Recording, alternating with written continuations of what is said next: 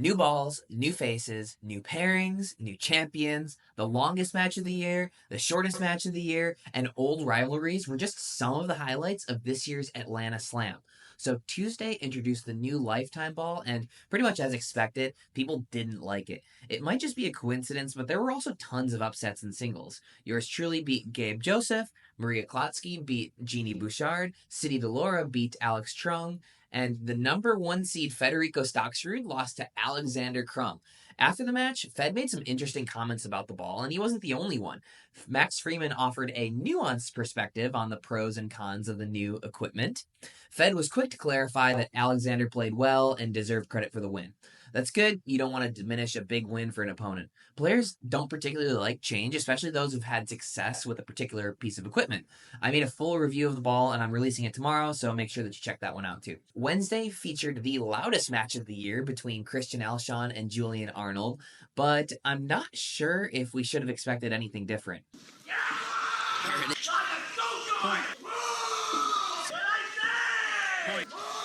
Wow.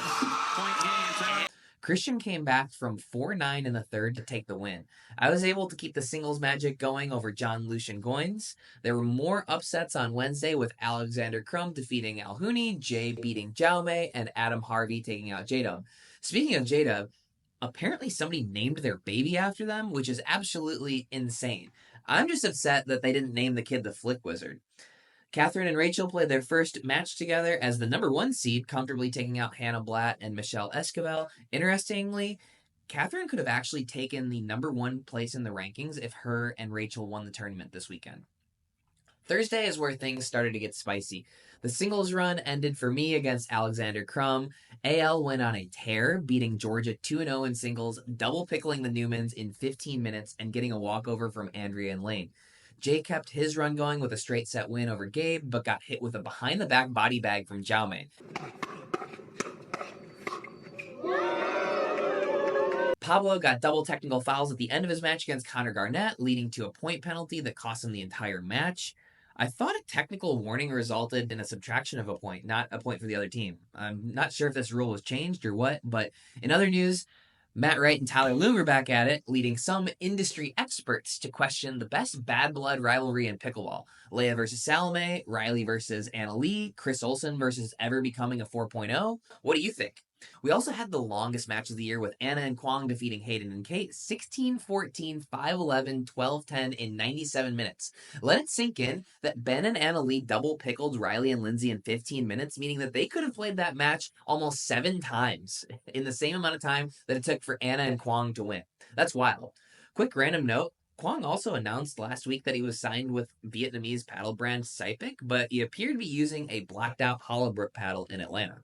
Friday featured random stream and power outages, so I'm not really sure what that was about, and Alexander Crum's run came to an end against Dylan Frazier. The interesting thing is that his run is now permanently over. He earned enough points to crack the top 50 in the singles ranking, so he's no longer allowed to play qualifiers at PPA events, unless he signs a UPA contract. Kate Fahey had a good day with a 3-4 win over Leah Jansen, who appeared to be nursing an ankle injury, before her and Tina upset Georgia Johnson and Jade Kawamoto. In men's doubles, the number 5 seed, JW and CJ, took out Hayden and Fed in a really good 3 games. Well, Anna Bright was definitely into it. Also, Friday was my dog Murray's birthday, and he got a pup cup, so that was big news. Semifinal Saturday is where things really started to get interesting. Play started late at 12 p.m. instead of 10 a.m. due to the rain. Anna Lee held off Paris in 2 games despite trailing most of game 2. And in singles, Ben Johns was about as fired up as I've ever seen him in a 3-game win against Hunter Johnson. Here. Ben Johns. Backhand to the... Kate kept crushing it with a 2-6 win over Catherine, and Connor Garnett finally got the triumph over Dylan Frazier with a 6-3 win. Dylan had previously beaten Connor the last 3 times they played. The match of the day was Christian and Etta taking out J-Dub and Georgia 12-10 in the third. They could possibly meet again this weekend at Major League Pickleball as well, when the Ranchers play against the Flash. Christian and Etta have struggled in Orlando going 2-2, but they're clearly starting to click after this win. Neither the Annas nor Rachel and Catherine struggled much on their way to their inevitable matchup, and J-Dub and CJ punched their ticket to Sunday, beating Deckel and Dylan 11-8 in the third. The last 2 matches were played under the lights. It probably looked better in person, but it looked really dark out there and not great on the stream. This is especially interesting considering Ben and Colin's withdrawal from Columbus 2 weeks ago due to lighting concerns, an irony that certainly wasn't lost on Twitter. Lighting issues are bound to happen again, and the question was whether Ben and Colin would have a change of heart or stand their ground.